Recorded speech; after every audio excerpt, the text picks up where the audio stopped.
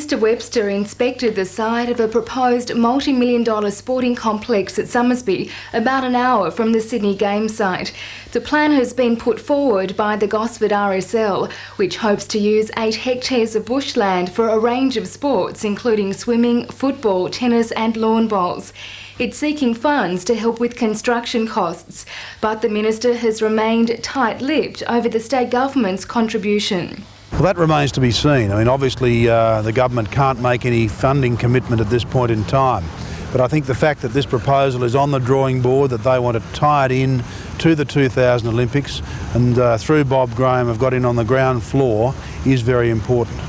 Mr Webster says it's not clear at this stage what role the Central Coast will play in training athletes or hosting lead-up events, but there's no doubt the coast's economy will receive a boost from the Games. Irrespective of what happens as far as these facilities go, the 1.5 million tourists who are going to come to Sydney and New South Wales as a result of the Olympic Games, many of those tourists will come to the Central Coast. So there's going to be an enormous spin-off here for the tourism industry and for jobs generally.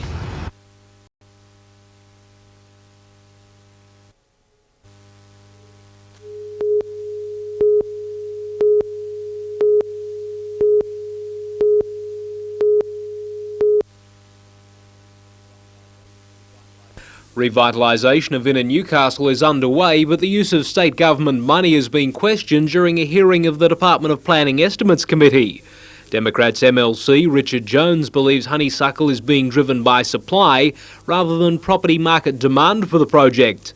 Development Corporation General Manager Robert Zullo has defended the $100 million project, saying infrastructure is needed before the private sector will invest. Problems of infrastructure missing and rectification of things on the site. So from that point of view, if we don't do those works, the site would be laying idle for many years to come. Richard Jones says amongst his concerns with honeysuckle is the prospect of an explosion in the cost of the project. He points out he's not against Newcastle, but believes taxpayers' money has to be spent properly and believes there could be other options for the city. Backing his concerns is the impact honeysuckle will have on the existing Newcastle Central Business District, especially with the amount of vacant commercial space. Changes in population growth and movement have also been cited as a concern for the residential component of the project, while the cutting of the rail line at the East End has come in for further criticism. The Democrat MLC said the idea runs against rail projects being considered for Sydney. The Auditor-General is being asked to examine previous expenditure for honeysuckle and forecast allocations for this year.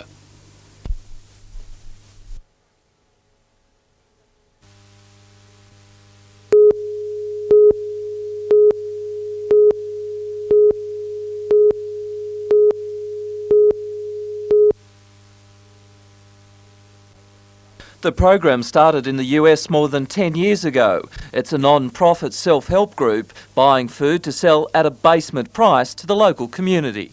Our motto is if you eat, you qualify. Today, Foodshare Australia representatives began talks to set up a program in Newcastle with plans on the drawing board for Lismore and Coffs Harbour. People pay $15 each month and receive $35 worth of groceries. In return, they give 2 hours of their own time for any community service. The food is cheap because it's bought in bulk and most labour to supply it is voluntary. It's seen as a boost for families and individuals struggling to keep above the breadline. It's not getting easier out there, it's getting harder out there. Offices and warehouses will be established with accountants Price Waterhouse auditing the books. Author Bryce Courtney is the honorary patron. Peter Ryan, NBN News.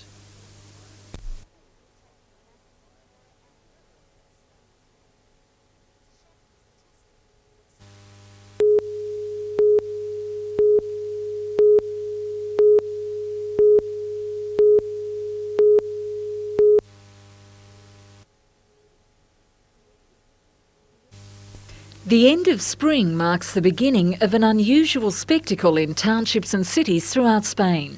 It's a different kind of team sport, one where the finishing line soars upward in the building of the highest and most perfectly formed human tower. The strongest men link arms to provide the base needed to support the lighter members of the team who gradually make their way to the top. Some towers reach 9 levels, but the honour of who gets to climb the highest is always given to a young child. All that's needed is a little flexibility and a good sense of balance. And when there's a hitch in plans, cuts and bruises are a common affair. But this doesn't seem to deter most participants, who return the following week to try again.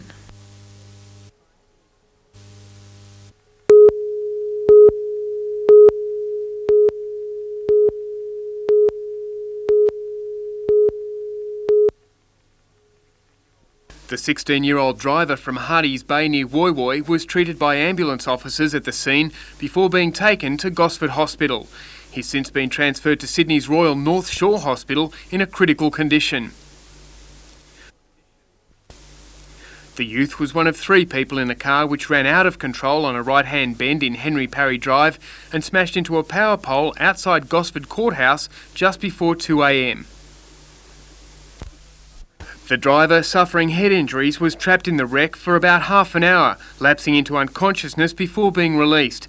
Another youth was treated for minor injuries. The remaining passenger escaped unhurt. Andrew Lobb, NBN News.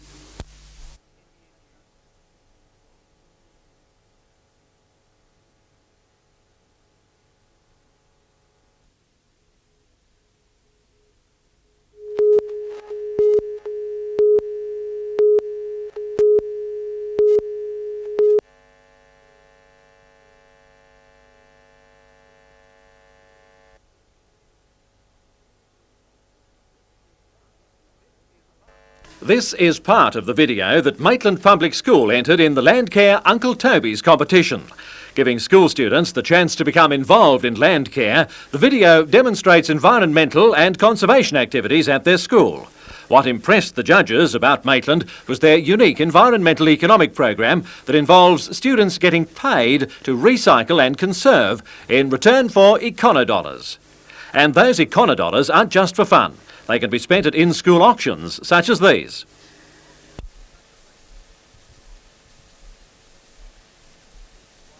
The video was an entirely in-school production with teachers and students working together on the final product. All the children from kindergarten to year 6 are involved and they're all very, very keen.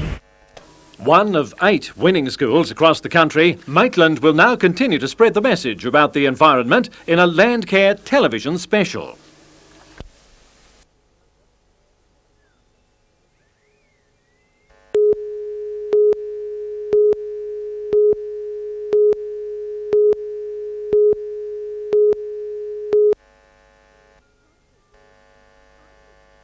Crisis teams allow people with mental illness to live in the community. People may require medical assistance only periodically, but when they do, a crisis team can treat them at their home or, if necessary, take them to hospital.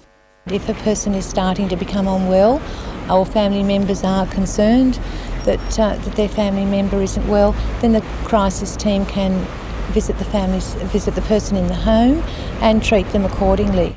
There is a crisis team in Newcastle, but only in the last month has a mental health team begun operating 24 hours a day in the Lake Macquarie area. For the Upper Hunter, there's no such medical assistance after hours or at weekends.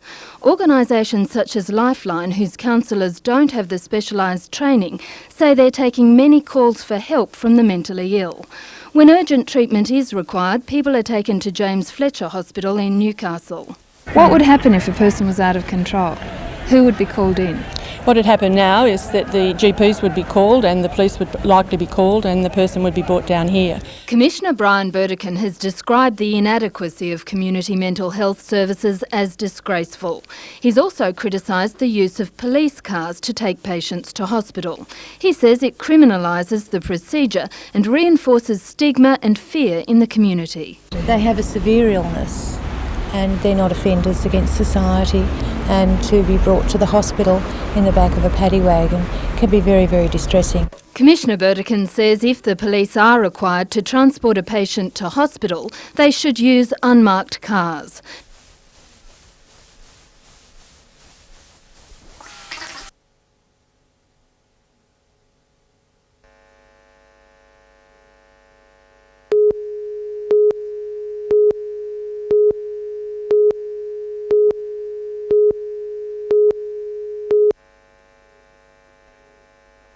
Residents are celebrating the saviour of their little piece of paradise after Chief Justice Marla Perlman of the Land and Environment Court invalidated state and local government development consent for a $15 million resort in place of an existing caravan park.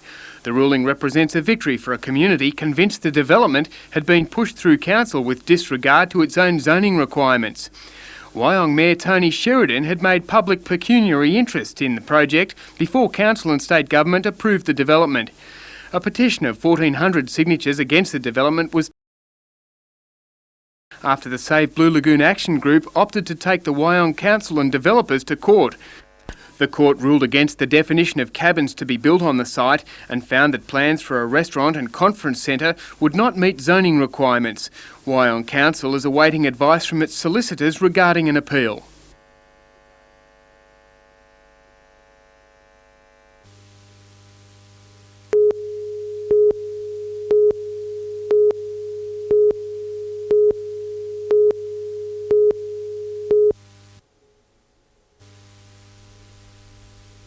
First in was the MV Rus.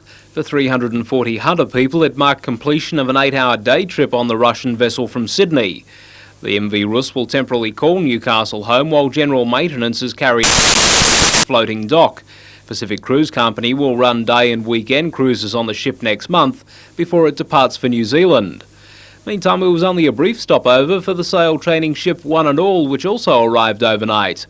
The tall ship had a crew change, with a group of Novocastrians joining for the next leg of the trip down the east coast.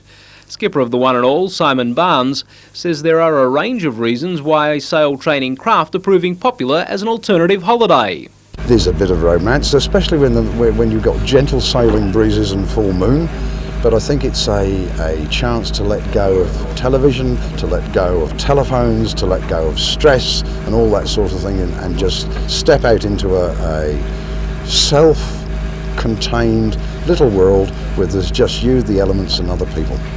One and All is destined for Pittwater and Sydney, with this leg terminating at Jervis Bay.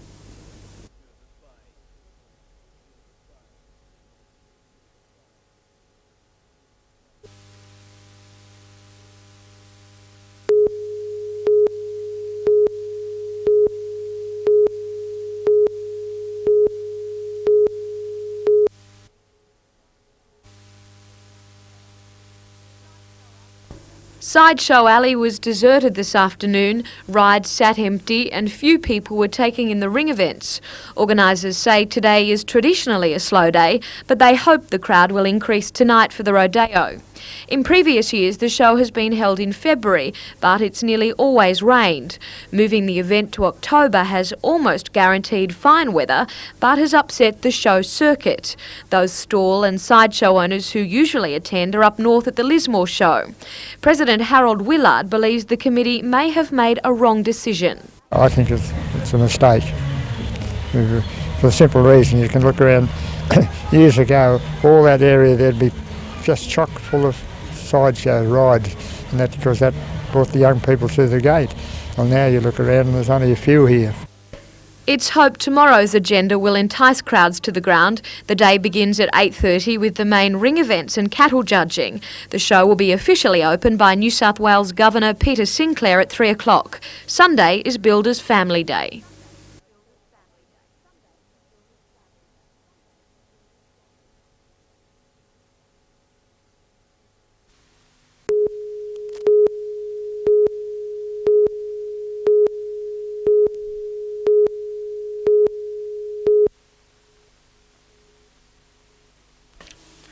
Bayswater Power Station in the Hunter Valley was pinpointed by Greenpeace as one of the main reasons Pacific Power had wasted $8 billion. Greenpeace claims that statewide, Pacific Power has 50% more capacity than the highest level of demand, in contrast to the world best practice of 20% as a normal safety margin.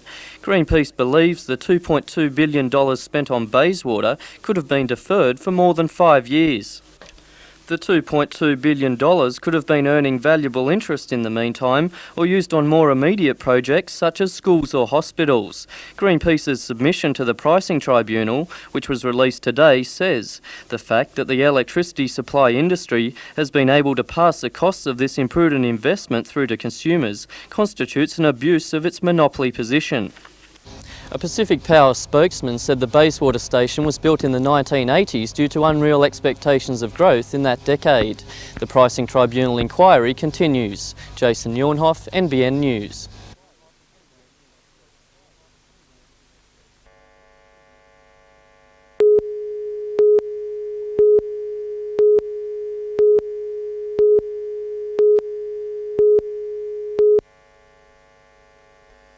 Interurban trains operating on the Central Coast will be upgraded mid-next year with new model Tangara for the Gosford-Sydney run.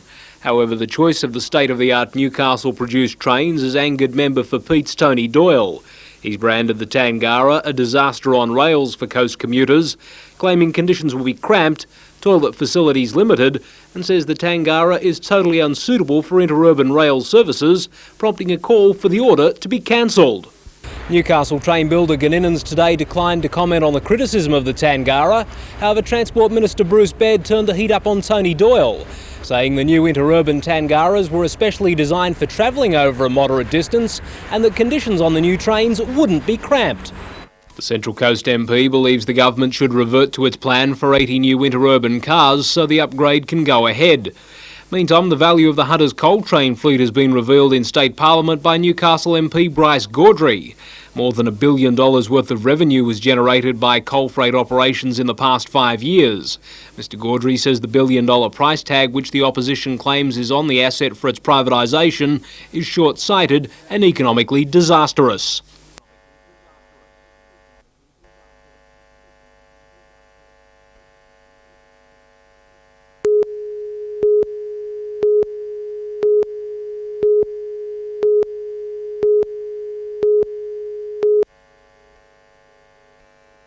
"60 first-year engineering positions will be lost with the intake cut from 530 to 470. The reason, too many students aren't making the grade. The tertiary entrance rank for next year will be raised substantially on this year's mark. And we've been taking in too many students who aren't capable of coping with the courses. The Australian Institution of Engineers is disappointed by the move. Ian Peterson says we should be producing more engineers for the years ahead. He says the university should be encouraging a better class of student into engineering, not cutting numbers. I think they're taking the soft option. The university should be encouraging the better qualified students from the HSC to get into engineering rather than into accounting and law.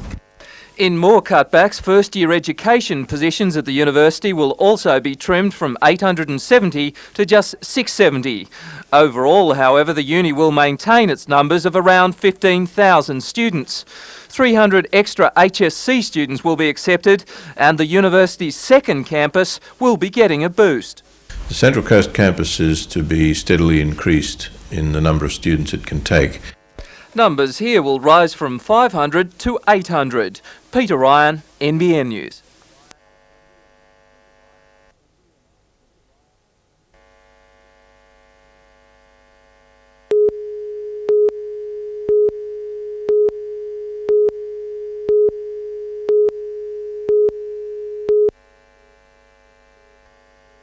"28-year-old Stephen Davies looks anything but sore and tender. For the past month, he's been working out for a few hours every night, trying to rebuild his strength. In January, he cracked his pelvis at the Australian titles in Brisbane in an accident that left even the commentators wincing. You feel sick in your gut when you see that, don't you? Terrible. A doctor in Brisbane recommended surgery and 3 months in traction, but Davies demanded a second opinion and found the news he was looking for: 9 months of rest with no need for an operation. During his time off, he thought about retiring, but wanted one last try.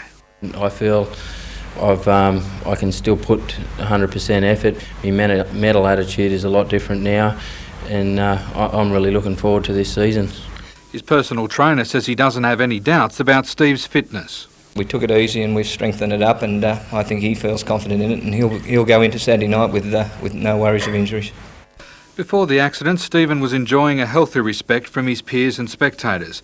It's a long road back to the top and he'll be flat out getting there. From this week he starts a gruelling schedule of competition, alternating weekly races between Newcastle and the new Gosford track.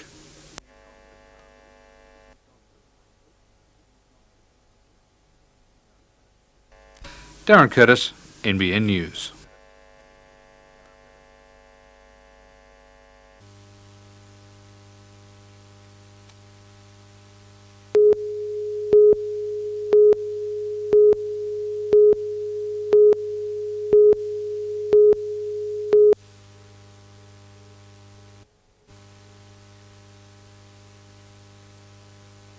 She may not look like it, but 25-year-old Tina Perry is an aerobics novice. At least that's the aerobics section in which she competes, a division which requires Tina to copy the instructor. We have to do a 30-minute class which involves sit-ups, push-ups and combinations, and you have to follow an instructor and pick up the combinations as well as possible. Tina competed in the novice section of the Australian Aerobics Championships in Melbourne last weekend and won silver. Quite an achievement for someone who only took up aerobics 12 months ago to keep fit. Now she's hooked. Definitely. I want to start training in January and hopefully compete in August in the professional women's. And Tina couldn't have a better training partner than three-time Australian aerobics champion Tracy Willis. Tina will work with Tracy on technique, plus do individual training at the genetics gym in Lake Macquarie.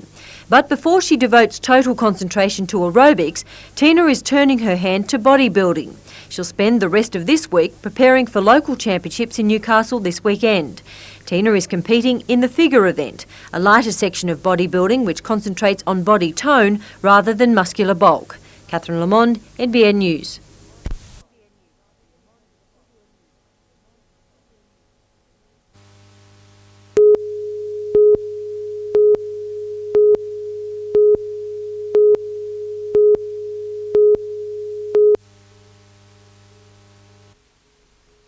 It's believed that first white settlement in the Hunter was in the vicinity of Newcastle East.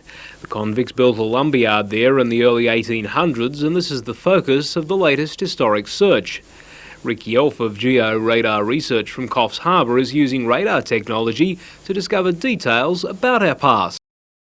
It's a relatively new technique for looking in the ground in real time and obtaining very high resolution images. And here on this site we've been able to identify the foundation works of at least 3 buildings and the associated excavations around them. The unique radar trailer sweeps the site with images from 2 to 5 metres below the surface recorded on computer equipment. It replaces the need to excavate historic sites.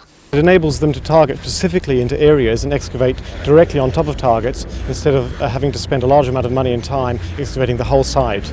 It makes it much more economic and also yields far more useful information. Recent grassing of the historic site has helped the radar researchers by providing a smoother surface for their work.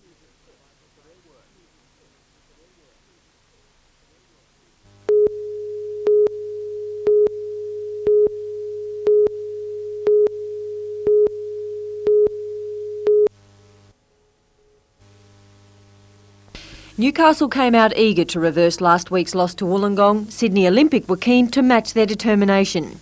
At times the game turned physical, midfielder Johnny Macquarie given a yellow card for a heavy tackle. Newcastle looked dangerous on several occasions, striker Rod Brown's attempt in the 40th minute the closest. 3 minutes later, Warren Spink made sure. Lucky to survive an immediate Olympic strike back, Newcastle went to the break 1-0 up.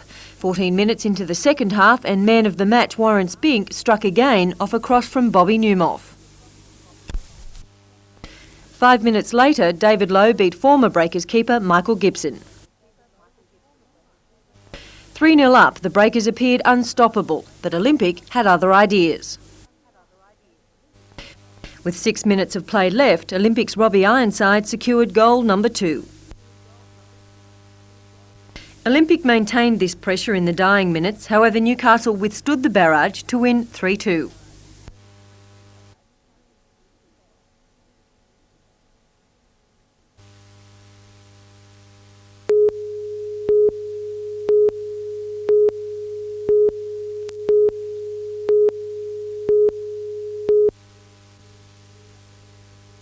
Vandals scribbled graffiti all over the $27,000 playground equipment last night. Last time, the slides were slashed so they couldn't be used by the children of Hamilton's South Department of Housing estate. And eventually it may mean that we'll see the park being ripped up and nothing replaced at all. The residents group lobbied to have the children's park built in January. And they couldn't wait to get on the equipment. They were on it while they were building it, you know, because they've been deprived of play equipment for so long. Residents are concerned about what they say is an escalating level of vandalism on the estate. It's getting to be like a ghetto area. Police are investigating this and other related matters.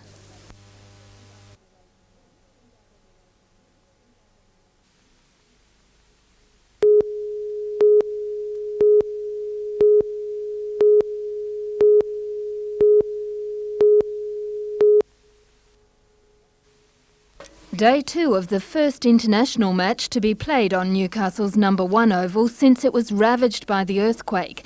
As New South Wales and New Zealand broke for lunch, the official ceremony got underway. Chairman of the Australian and New South Wales cricket boards, Alan Crompton, welcomed Newcastle back to the game. It enables us to bring cricket to the people rather than always expecting the people to come to the cricket in Sydney. The crowd agreed. Because it's a really good atmosphere and good ground. It's good to see first-class matches back here.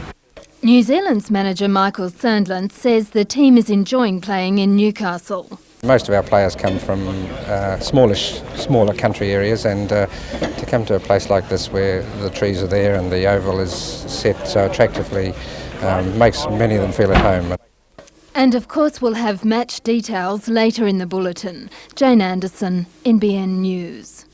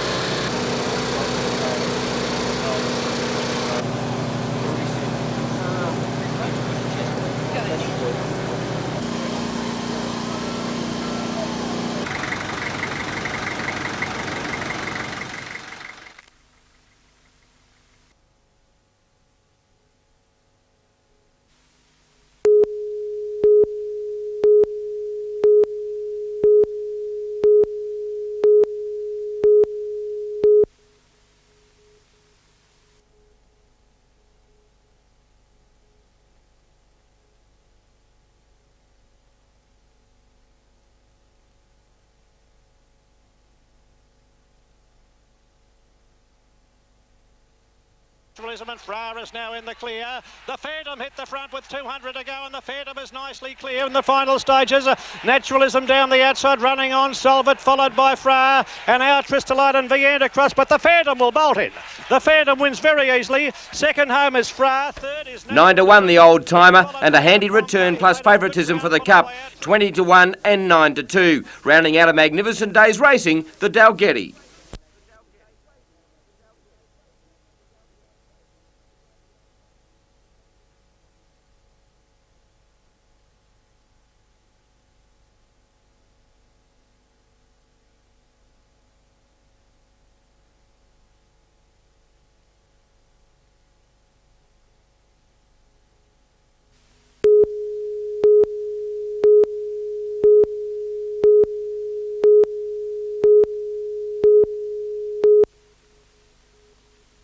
Where else could you rub shoulders with Mr. Universe, John Terilli, and watch a passing parade of people working to improve perfection?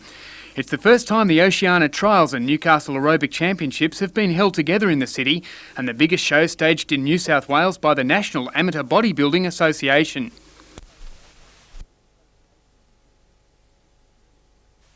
35 bodybuilders are competing for a shot at the Oceania Games in New Zealand next weekend. Outside, there's the Physique and Figure Fitness Health Expo, promoting a look good and feel good lifestyle, ranging from fashion to martial arts, ballroom dancing, boxing, paintball and aerobics. Organisers say the show is for dedicated bodybuilders, as well as people who just want to get fit.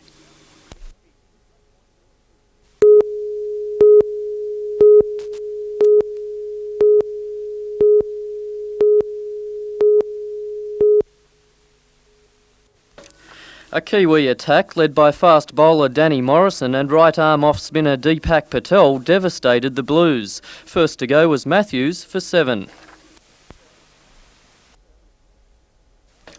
Soon after, Brad McNamara also went for 7, caught by Martin Crowe off a ball from Deepak Patel.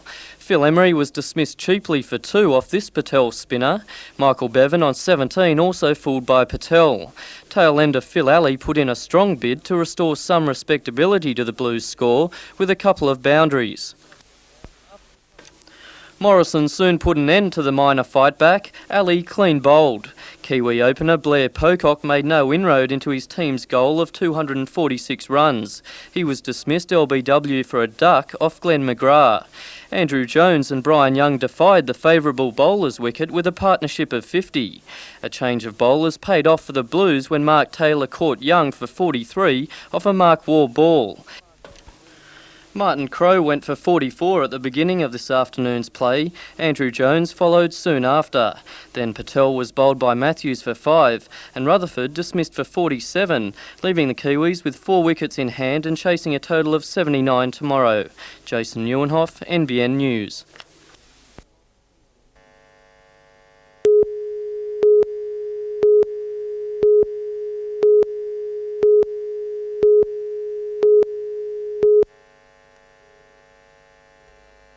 It's another round of the continuing publicity battle between Uncle Toby's and Kellogg's Nutrigrain. 7 crews, including one from Central Coast Club Ocean Beach, agreed to take part in a 10-race Uncle Toby's series for the chance of $65,000 prize money. The participating clubs also want to take part in the Surf Life Saving Association's competition that offers $200,000 in prize money. However, minutes before Saturday's Nutrigrain race at Terrigal, the association told the Rebel crews they were suspended and could not compete again until the matter was resolved. Association manager Ernie Davis says if they're allowed to go, there's nothing left in surf life saving. And if it wasn't 2 cereal companies involved, there probably wouldn't be a problem. The banned clubs have been summoned to a disciplinary meeting and at worst could be forced to sit out the rest of the year. However, the rebel teams intend to take the matter to court, allegedly claiming that the ban is a restraint of trade. They also want the points from Saturday's carnival declared void. Some crews have also hinted they will defy the ban and race this Sunday at Avoca.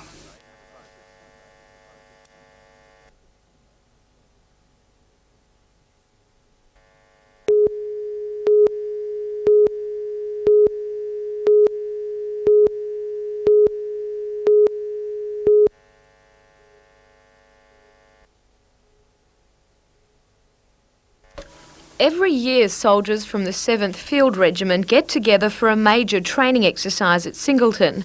They work through the day and at night, honing their skills.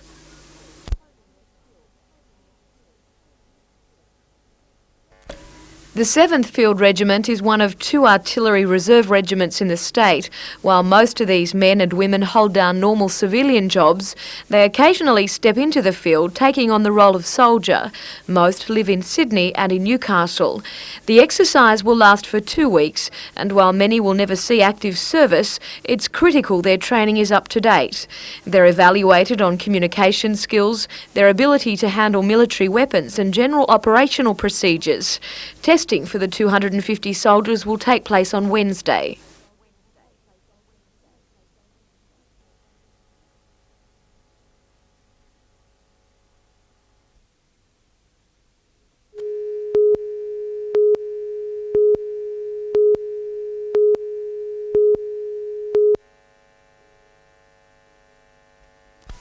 It's not often you get to invite your class to McDonald's, but 12-year-old Rowena Cooper takes it in her stride. Her entry in the Matara Junior Art Prize was judged the best of 550. Just to sort of show people how fun it can be, and yeah, just that sort of thing to sort of go there, try it out. Rowena's prize included a medal and lunch with 27 of her 6th grade classmates. No doubt she's been voted the most popular student and her friends haven't forgotten their manners. Right, boys and girls, this would be a good time to say something special to Rowena. Thank you, Rowena!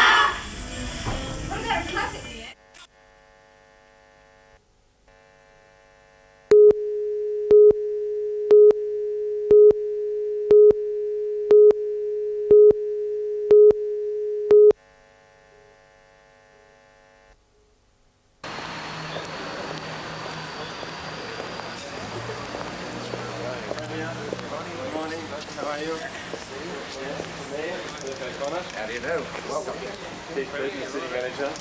We've beaten this signal over there before. We have beaten those. Here's